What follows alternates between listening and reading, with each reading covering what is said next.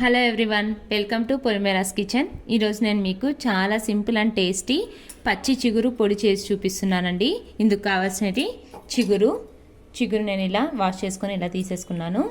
అలాగే ఒట్టి మిరపకాయలు, పప్పులు, ఉల్లిగడ్డలు, కొద్దిగా ఇంగువ, ఎల్లిపాయలు, జీలకర్ర, అలాగే ఎండు కొబ్బరి, పోపు గింజలు, కొద్దిగా ఉప్పు.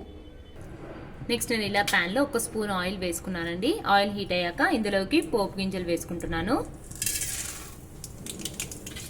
నెక్స్ట్ పోపు వేగాక ఇందులోకి ఉల్లిగడ్డలు వేసుకొని వేయించుకోవాలి.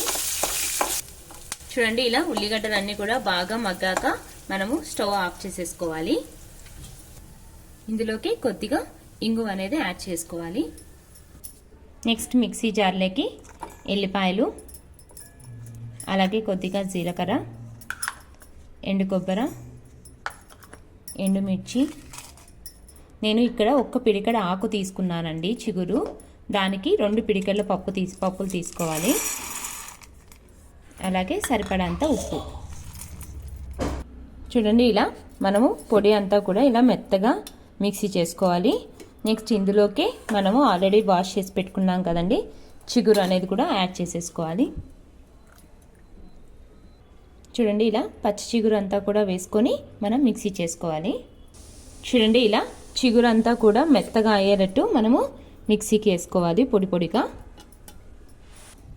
నెక్స్ట్ మనము ఆల్రెడీ ఉల్లిగడ్డలు ఇలా మగ్గిచ్చేసుకొని పెట్టుకున్నాం కదండి, ఇవి చల్లగా అయిన తర్వాత మనం మిక్సీ చేసుకున్నాం కదా, ఈ చిగురు పొడి అంతా కూడా వేసుకొని బాగా కలుపుకోవాలి.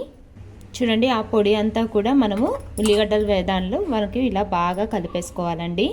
ఇది మనకి 3 to 4 days స్టోర్ చేసుకోవచ్చు మనము. చాలా టేస్టీగా ఉంటుందండి, పుల్లగా చాలా బాగుంటుంది. మీరు కూడా ట్రై చేయండి. నా ఛానల్ మీకు నచ్చినట్టయితే లైక్ చేయండి, షేర్ చేయండి, సబ్స్క్రైబ్ చేయండి. Thank you.